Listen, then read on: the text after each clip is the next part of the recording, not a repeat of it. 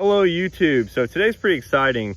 I got the exhaust on and I got the intercooler on, and the exhaust was kind of a big step for me. I wasn't sure how it was going to turn out because my fabrication skills aren't the best and I'm just learning as I go, but it ended up fitting awesome.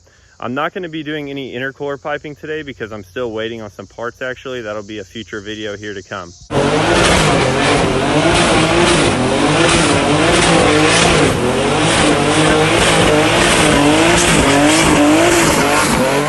Today I will be installing the intercooler and all of the rest of the piping and stuff. This will be the first thing that actually changes the look of this car out of this whole build, and it will be the only thing on the whole car that doesn't look stock. And yes, the point of this build was an ugly sleeper, so to help keep that, we're going to keep the mesh in the front bumper, but as you can tell, you're gonna still be able to see that intercooler, but we're just gonna have to live with that.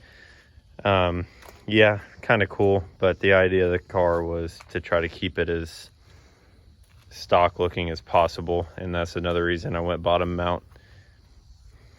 So I'm gonna go ahead and get this bumper off and see how this thing fits. Unfortunately, this is the first product of the kit that I do not recommend to anyone. The only reason I'm even giving it a shot is because the company will not even contact you back or anything, and I'm kind of just screwed and I'm gonna have to deal with it. But as long as it doesn't leak, we're good, I guess, but I couldn't imagine it won't. If you just look at these welds, like, I don't even know what's going on here. Not even sure what happened. It gets worse. That is terrible. I suck at welding and I can outdo this for sure. And then there's the brand. Do not buy this. It was only $100. I guess you get what you pay for, but sometimes stuff like this is okay, but this isn't even presentable really. So luckily this is going to be hidden completely. You may be able to see the top from inside the car if the hood's popped. But yeah, this is embarrassing. I'm gonna try it. I'm gonna give it a shot. Just stick to Treadstone, guys. If you're gonna try to buy like an affordable intercooler that's half decent, go Treadstone. Figured I'd go ahead and start removing the bumper to install that intercooler. And the first part I removed, it ended up like this. So I can't even use that anymore. All this crap here, you take it off. You ain't hurting anything, don't worry about it. BMW, German engineering isn't going to come after you or anything like that. You got to get rid of all this whole shroud. And this car used to be automatic, so it has the fan right here. And to be honest, I have not installed an intercooler on one of these that has a fan there. So I'm not sure if I'm going to have to remove it and just buy the correct one that sits in here or not. So I'm going to learn something in this video too.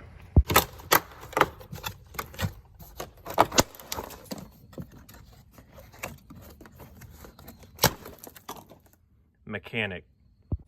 All right, I've came to the conclusion that you do have to just throw this in trash and run the proper one on the other side of the radiator. That's really gonna go over budget. You want to cut off these lower studs or they're just gonna jam into your intercooler. I guess it really depends on what mounts you're using for your intercooler.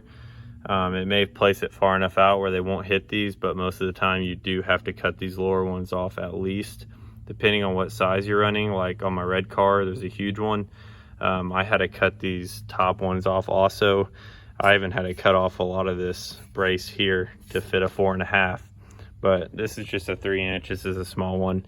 So I'm just gonna cut these off and I'm gonna try to use these mounts and use those studs on the top for the mounts. Update. Do not use these. These are like made out of a soda can or something. Like, this thing just sways everywhere. I do believe 2 mounts is plenty if you use the right thickness. I will probably just make these out of 1/4-inch steel because that's all I have here. They should be all right. I know after a while they might look a little shabby, but once that time comes, I'll buy some stainless. But for now, getting this car on the road, we'll just go with some steel. That was terrible. Okay, so I made the brackets out of steel. It's plenty sturdy, especially once you get the intercooler piping on and stuff, it'll support the bottom a little better. But that's 1/4 inch steel. I'm gonna go ahead and paint them. Here's how I made them. They're really simple. I just did a 90 bend, and then I had to offset this one because the studs on the body of the car don't line up perfectly with the intercooler. So I offset both sides and it lined up. But it is a lot sturdier now, and I'm going to take these off, paint them, and then install them and get the bumper on and make sure this all fits. Well, that fit pretty good and went really smooth. I just made the 2 brackets for it. I painted both of them, whatever. Yeah, those stock bolts are kind of crusty, but this isn't a show car. It's just meant to go fast. Downpipe parts to the rest of my exhaust system. This is all I ordered. I ordered one of these. This is from Squirrely. They make pretty good stainless. You don't want to go too cheap on this, like Black Horse or whatever. And I'll only have to use probably half of this. And then here's my V-band to the turbo. So that'll go to a 90 and then to another 90 back. And then it'll probably connect to this Vibrant flex pipe. Don't get the cheap ones, they'll blow out. These are the good ones. And then I'll probably put a V-band right here going from the downpipe to my MagnaFlow dual exhaust. And that's pretty well everything. So I'm gonna start attempting this.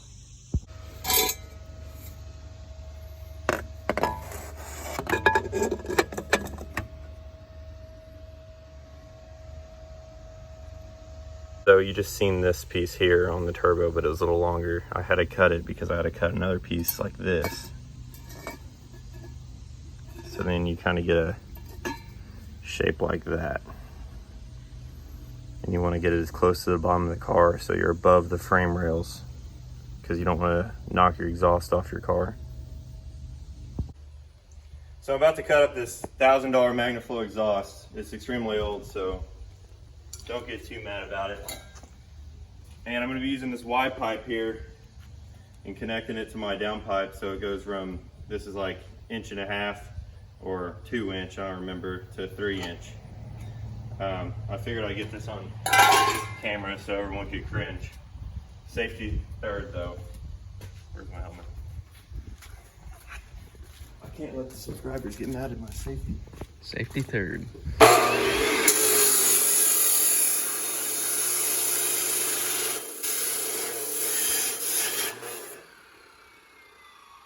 That didn't take very long, but it turned out just how I imagined.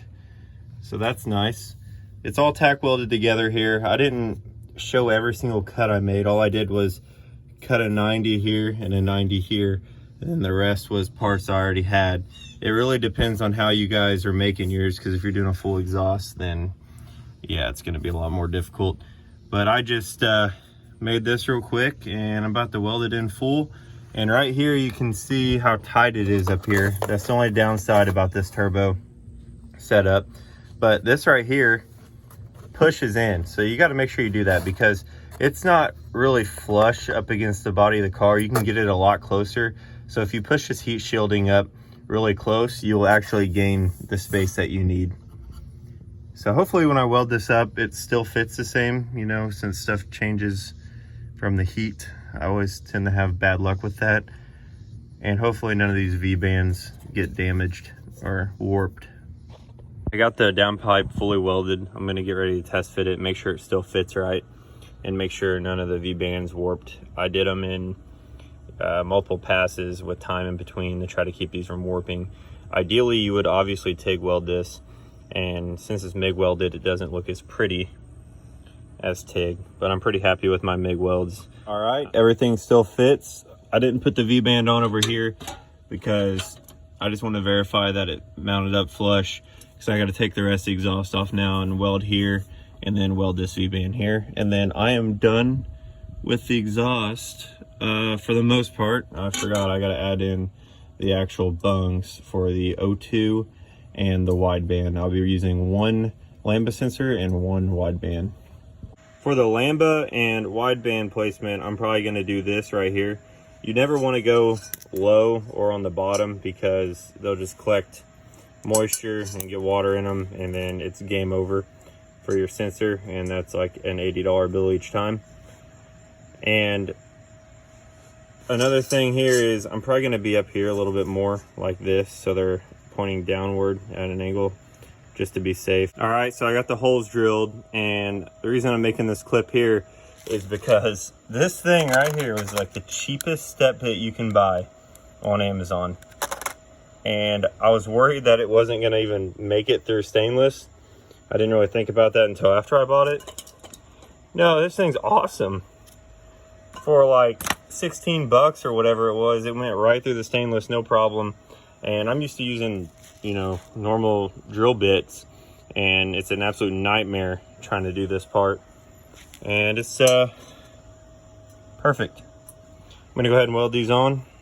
I got those welded on. Everything on the exhaust is completely welded now, and I'm gonna go ahead and install it. All right, the exhaust is done. I'm extremely happy how this turned out, mainly because my fab skills are not that great, but sometimes it works out, I guess.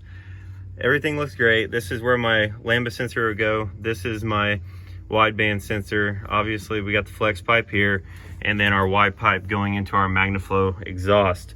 I was even able to put the brace on the exhaust in the middle down there, and everything mounted up perfect, lined up perfect. If anything, this V-band needs moved down a little bit, just so it doesn't hit the bottom of the car or anything. But you want to try to tuck these, I said that earlier, you want to try to tuck these as far up as you can, so you want to stay above the rail. You want the lowest part of your car to be the rail. You don't want any of this stuff to hang down. This is why we went above the subframe with the turbo.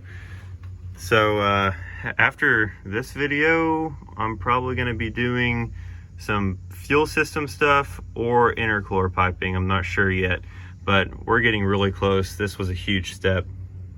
Thanks for watching today's video, guys. We're almost at 3,000 subscribers, so that is awesome. I appreciate all the support, guys, and I'm just ready to hear this thing run. I can't wait to hear the exhaust. I'm probably most excited about that, and hopefully everything goes smooth and we don't run into anything that's too major, and we can get this thing on the road.